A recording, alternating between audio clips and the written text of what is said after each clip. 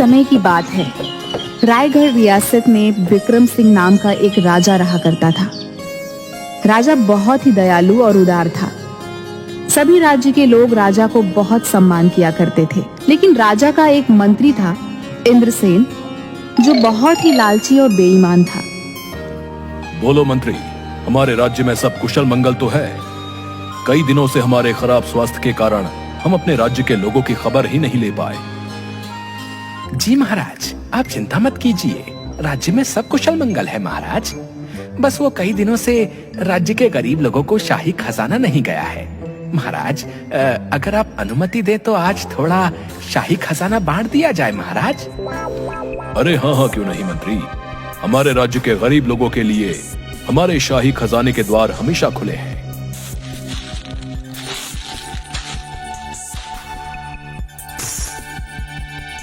ये लो मंत्री, जाओ और जाकर हमारे राज्य के गरीबों में दान कर दो।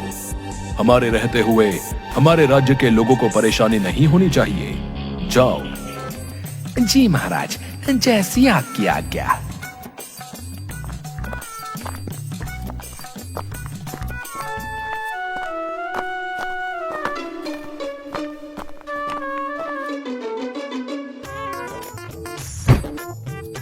अरे बाबा, कितना सारा शाही खजाना इकट्ठा हो गया है मेरे पास।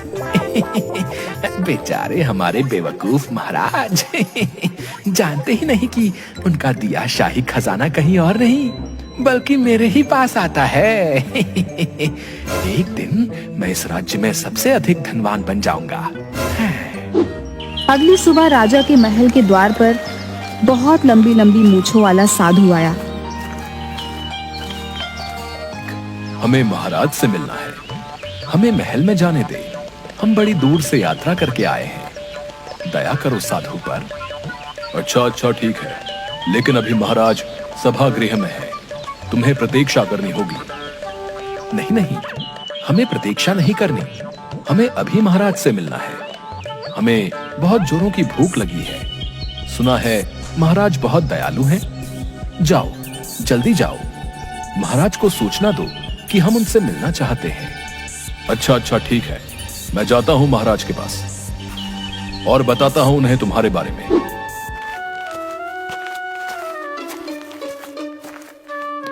महाराज की जय हो।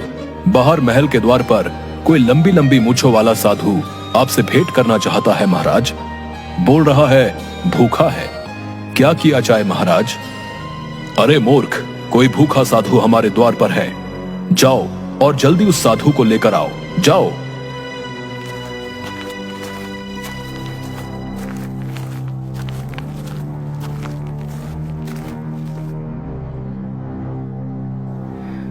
अरे भाई, ये कैसा साधु है जिसकी इतनी लंबी लंबी मूंछें हैं? वाह वाह वाह वाह, क्या नजारा है। ऐसा नजारा तो पहले इस महल में कभी देखने को नहीं मिला। हाँ, बहुत ही सुंदर है। महाराज की जय हो। बड़ी ही इच्छा थी आपसे मिलने की महाराज। अभी काशी की यात्रा से लौटा हूँ, बहुत ही भूखा हूँ। महाराज के द्वार के बाहर से गुजर रहा था, सोचा आपके महल में अवश्य ही मेरी भूख शांत हो जाएगी महाराज। अरे हाँ, क्यों नहीं। साधु महाराज, हमारे द्वार सदैव हमारे राज्य के लोगों के लिए खुले हैं। आइए, हम अभी आपके भोजन की व्यवस्था कराते हैं। बताइए साधु महाराज, क्या खाना पसंद करेंगे? हमारे शाही हलवाई वही भोजन बना देंगे। बताइए। अरे क्या सच में महाराज, मुझे यहाँ मेरी पसंद का भोजन खाने को मिलेगा महाराज? अगर ऐसा है तो जरा महाराज थोड़ी जलेबी और खीर और थोड़े समोसे अगर भोजन में मिल जाते तो आत्मा को शांति मिल जाती महाराज। अरे हाँ, क्यों नहीं। ये भोजन तुम्हें अवश्य ही मिलेगा। सैनिकों, जाओ और हमारे दरबार के शाही हलवाइयों को यह आदेश दिया जाए कि साधु महाराज के लिए अत्यंत ही स्वादिष्ट खीर, समोसे और जलेबियां बनाई जाएं। जाओ। जो आज्ञा महाराज, जैसी आपकी आज्ञा।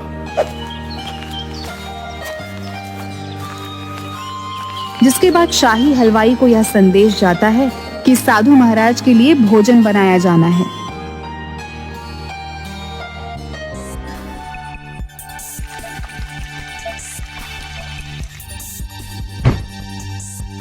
अरे वाह वाह वाह, कितनी अच्छी खुशबू आ रही है।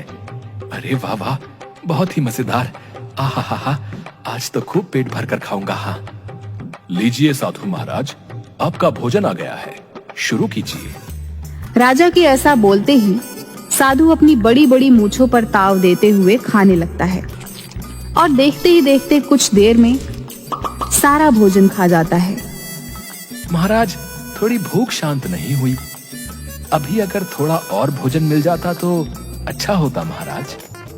हाँ हाँ, क्यों नहीं साधु महाराज, साधु महाराज के लिए और भोजन लाया जाए। अरे न जाने कितने वर्षों से ये लंबी मूंछ वाला साधु भूखा है। अरे अरे अरे, न जाने कहां कहां से चले आते हैं। लगता है आज तो महल का आधा भंडार गृह खत्म नहीं कर देगा। अरे भाई वाह वाह वाह, महाराज बहुत ही स्वादिष्ट भोजन था। वाह वाह वाह, और जलेबियां तो इतनी मजेदार थी कि मेरी आत्मा ही खुश हो गई। वाह वाह वाह, बहुत ही उत्तम। तभी अचानक से राजा दरबार में बेहोश होकर अपने तख्त से जमीन पर गिर पड़ते हैं। अरे अरे, न जाने महाराज को ये क्या हो गया है भाई। अरे महाराज, आंखें खोलिए, ये क्या हो गया है आपको, आंखें खोलिए। अरे लगता है महाराज को उनके राजवैद्य की जरूरत है, लेकिन वो तो महल में है, उपस्थित ही नहीं है। अरे अरे, आप लोग दुखी मत होइए, महाराज बस अभी ठीक हो जाएंगे। आप लोग जरा हट जाइए, मुझे महाराज को देखने दीजिए।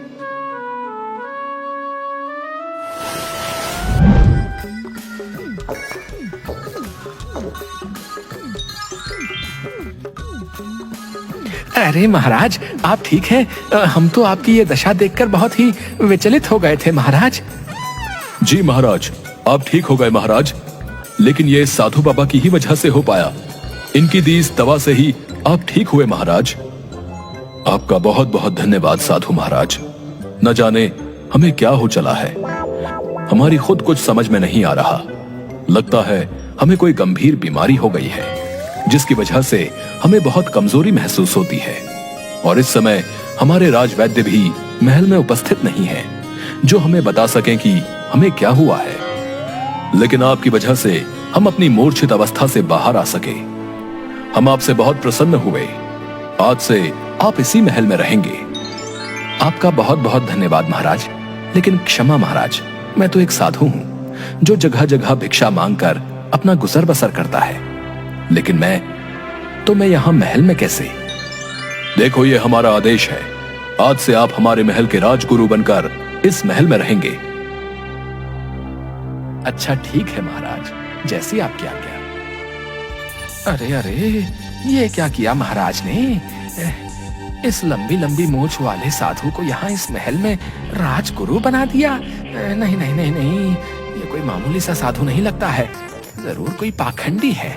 नहीं नहीं, इसे तो मैं यहाँ से भगा के ही रहूंगा। हाँ। अगली सुबह राजा का दरबार लगा होता है और राज्य के कुछ गरीब लोग रोते हुए राजा के दरबार में आते हैं।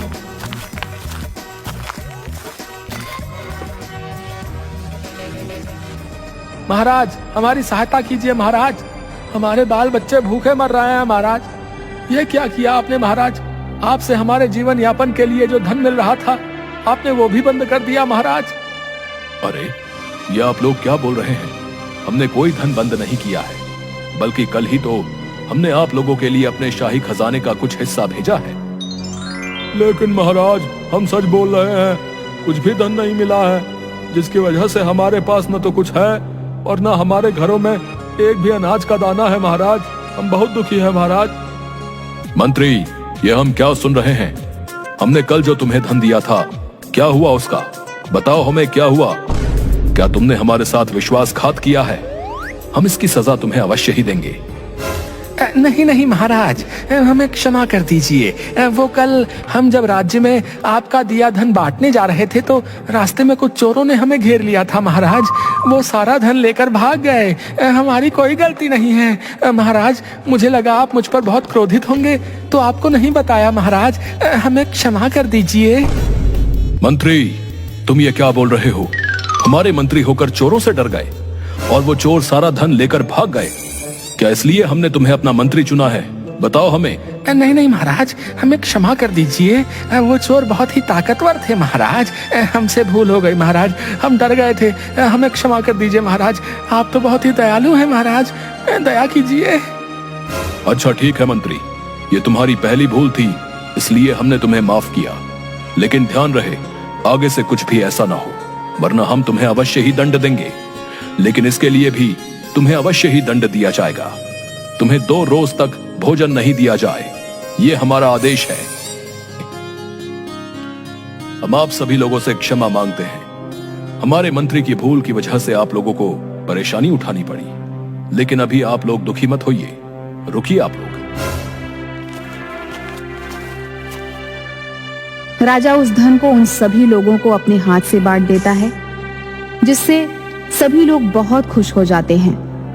आपका बहुत बहुत धन्यवाद महाराज, हमें पता था महाराज, आप हमें अपने द्वार से खाली हाथ नहीं जाने देंगे। आप जैसा राजा हो तो हम गरीब भूखे नहीं रह सकते हैं महाराज। हाँ महाराज, आप जैसा दयालु और उदार राजा और कोई नहीं, आप महान हो महाराज, महान हो आप।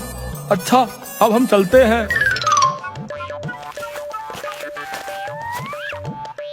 न जाने ये मंत्री हमें कुछ ठीक प्रतीत नहीं होता, जरूर दाल में कुछ तो काला है।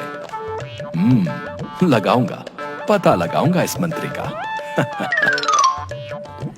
आधी रात को साधु खर्राटे लेकर अपने कक्ष में सो रहा होता है। तब अचानक से कोई व्यक्ति, जिसकी सिर्फ काली परछाई दिख रही होती है, महल की रसोई की तरफ जा रहा है और उससे जल्दबाजी में रसोई में कुछ बर्तन गिर जाते हैं। अरे अरे, ये कौन है? किसकी आवाज है? लगता है बाहर जाकर देखना होगा कौन है। अरे अरे, वाह वाह, बहुत ही जोरों की भूख लगी थी, सहनी नहीं हो रही थी। खा लेता हूँ, इससे पहले कोई मुझे देख ले, खा लेता हूँ। अच्छा, तो ये मंत्री है, महाराज के आदेश का उल्लंघन कर रहा है। इस चतुर मंत्री को तो सबक सिखाना ही होगा। तभी साधु महाराज अन्य लोगों के साथ महल की रसोई में आ जाता है, जहाँ पर मंत्री चोरी छुपकर भोजन कर रहा होता है। बहुत ही स्वादिष्ट, मजेदार, बहुत ही मजेदार भोजन है। मुझसे तो कुछ समय भी भूखा नहीं रहा जाता है। मंत्री, तुम्हारी ये हिम्मत, चोरी छुपे भोजन कर रहे हो। अगर साधु महाराज तुम्हें यहाँ चोरी छुपे भोजन करते न देखते तो हमें तो कभी पता ही नहीं चल पाता कि तुम यहाँ हमारे आदेश का उल्लंघन कर रहे थे। अच्छा, तो ये सब इस साधु बाबा का किया धरा है, इसे तो मैं अच्छा सबक सिखाऊंगा। लेकिन अभी महाराज से कैसे बचूं? कुछ सोच, नहीं तो महाराज से बचना असंभव है। अरे महाराज, क्षमा कर दीजिए, गलती हो गई। महाराज, बहुत ही जोरों की भूख लगी थी महाराज, आप तो बहुत ही दयालु और उदार है महाराज। आप जैसा राजा तो यहाँ दूर दूर के राज्य में कोई नहीं, दया कीजिए महाराज। अच्छा ठीक है, ये आखिरी बार है, हम तुम्हें क्षमा करते हैं, लेकिन हमारे आदेश का उल्लंघन करने की तुम्हें जरूर सजा मिलेगी। आज से कुछ समय के लिए तुम्हें मंत्री पद से हटाया जाता है, ये हमारा आदेश है। अरे अरे महाराज, ये आप क्या बोल रहे हैं? क्षमा कर दीजिए महाराज। इस साधु को तो मजा चखाना ही होगा। हाँ, आज इसकी वजह से ही ये सब हुआ। देखता हूँ और कितने दिन इस महल में रहता है, कल सुबह ही उल्टे पांव ही भागता नजर आएगा। हाँ। आधी रात को चुपके से मंत्री साधु के कक्ष में आता है और उसके हाथ में एक बड़ी सी कैंची होती है। साधु बड़े मजे से खर्राटे लेकर सो रहा होता है। अब आएगा मजा, अब देखता हूँ ये साधु कैसे नहीं भागता यहाँ से। अगली सुबह साधु जब दरबार में पहुँचता है तो उसे देखकर सभी लोग हंसने लगते हैं। अरे अरे साधु महाराज, ये क्या हुआ आपको? क्या ये कोई नई कला है या कोई नई तपस्या? अरे साधु महाराज, ये क्या, आपकी मूंछों को ये क्या हुआ है? बताओ हमें। हमें नहीं पता महाराज, लगता है इस महल में ही किसी ने हमारे साथ उपहास किया है महाराज, पता नहीं किसने किया है। क्या कहा? उपहास? आखिर हमारे महल में किसकी इतनी हिम्मत जो आपके साथ उपहास करे? सैनिकों, जाओ जाकर पता लगाओ, आखिर साधु महाराज की मूंछ के साथ ये उपहास किसने किया। हम उसे अवश्य ही दंड देंगे। जाओ। जी महाराज, जैसी आपकी आज्ञा। जाओ जाओ मूर्ख सैनिकों, पता लगाओ ये किसने किया। महाराज तो उसे तभी दंड दे पाएंगे ना जब पता लगेगा कि ये किसने किया। जानते नहीं मैं कौन हूँ, कभी मुझे नहीं पकड़ पाओगे। हाँ। शाम को राजमहल के रसोई घर से हलवाई खीर बना रहा होता है, जिसकी खुशबू पूरे महल में आ रही होती है। वाह वाह वाह, बहुत ही स्वादिष्ट खीर बनी है, खुशबू तो बड़ी ही अच्छी आ रही है। वाह वाह वाह, अब महाराज खुश हो जाएंगे। आज के दिन महाराज खीर ही खाया करते हैं। हाँ, वाह वाह वाह वाह। अरे लेकिन लगता है इसमें थोड़े केसर की कमी है। हाँ हाँ, लाता हूँ भंडार गृह से केसर लेकर आता हूँ। हाँ। और खीर का पतीला वहीं रखकर हलवाई वहां से चला जाता है। और तभी वहां पर छुपकर एक आदमी आता है जो काला कंबल ओढ़े होता है, लेकिन जिसका चेहरा नहीं दिख रहा होता है। अरे बड़ी ही अच्छी खीर की खुशबू आ रही है। अरे वाह वाह, बड़ी ही मजेदार। आहा, चलकर देखो तो सही। तभी साधु महाराज उस काले कंबल ओढ़े आदमी को देखता है जो खीर में कुछ मिला रहा होता है। उसे देखते ही साधु महाराज के होश उड़ जाते हैं। अरे ये क्या, ये तो वही है। अच्छा तो ये बात है, इसकी वजह से ही महाराज को वो बीमारी हो रही है। अब मुझे सब समझ आ गया। हाँ, सब समझ आ गया। इस दुष्ट की सच्चाई महाराज के सामने लानी ही होगी। हाँ।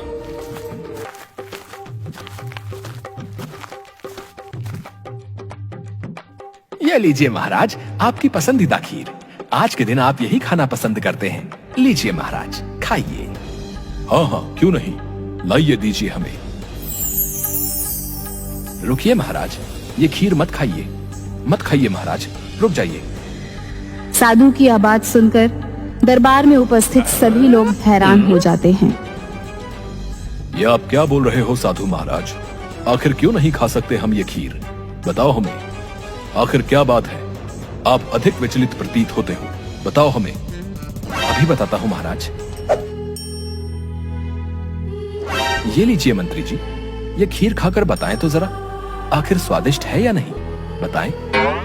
अरे अरे साधु महाराज, ये आप क्या बोल रहे हैं? ये खीर तो महाराज के लिए है, आखिर मैं ये कैसे खा सकता हूँ? नहीं नहीं, माफ कीजिए, ये खीर मैं नहीं खा सकता हूँ। अरे कोई नहीं मंत्री, अगर साधु महाराज चाहते हैं तो क्यों नहीं खीर खा लेते हो? खाओ खाओ, हमें कोई आपत्ति नहीं है। जी महाराज, बहुत धन्यवाद। मैं चाहता हूँ एक बार मंत्री जी ये खीर अवश्य खाएं। खाइए मंत्री जी, ये खीर खाइए। नहीं नहीं साधु महाराज, मैं ये खीर नहीं खा सकता हूँ। वो क्या है ना, आज थोड़ा पेट में दर्द है, गड़बड़ है, माफ कीजिए, मैं ये खीर नहीं खा सकता हूँ। अच्छा अच्छा ठीक है, पूरी खीर समाप्त मत कीजिएगा, सिर्फ एक निवाला खा लीजिए मंत्री जी। खाओ खाओ, एक निवाला खाओ। देखो मंत्री, अगर साधु महाराज इतना बोल रहे हैं तो एक निवाला खीर क्यों नहीं खा लेते हो?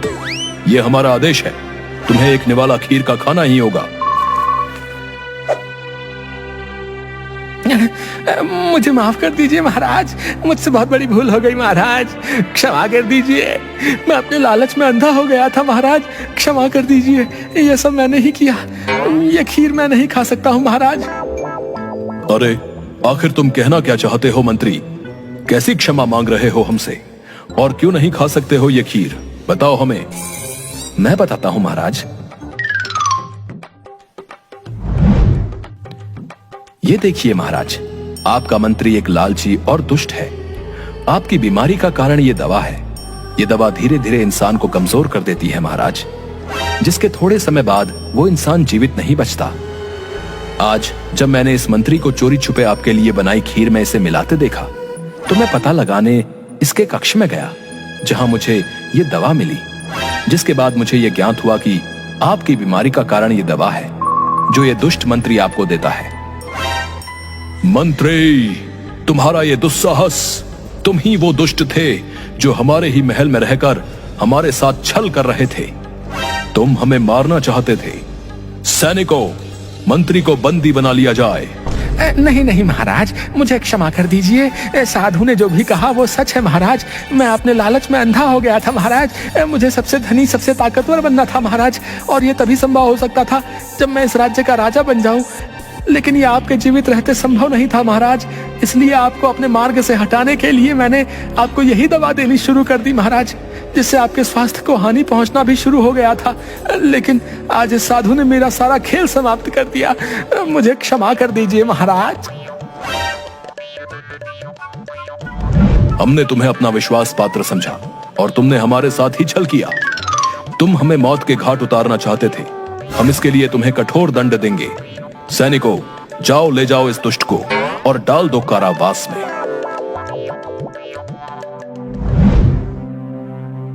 आपका बहुत बहुत धन्यवाद साधु महाराज। आज अगर आप ना होते तो हमें कभी भी इस दुष्ट मंत्री की सच्चाई पता नहीं चल पाती और धीरे धीरे उसकी दी दवा से हमारी मृत्यु हो जाती। तुमने हमें जीवन दान दिया है। हम तुमसे बहुत प्रसन्न हुए। आज से आप हमारे राजगुरु होने के साथ साथ हमारे मंत्री भी हैं। धन्यवाद महाराज। मुझे बहुत खुशी हुई ये जान के कि आपने मुझे इस पद के काबिल समझा। लेकिन मैं इस पद को स्वीकार नहीं कर सकता महाराज। मैं एक साधु हूं। मुझे महसूस हो गया था कि आपके साथ जो ये सब हो रहा है उसके पीछे किसी न किसी की साजिश है। बस उसी से आपको बचाने के लिए मैंने आपके यहाँ राजगुरु का पद स्वीकार किया। लेकिन महाराज, अब मुझे जाना होगा। ये सब मोह माया है, इसलिए मुझे अनुमति दीजिए।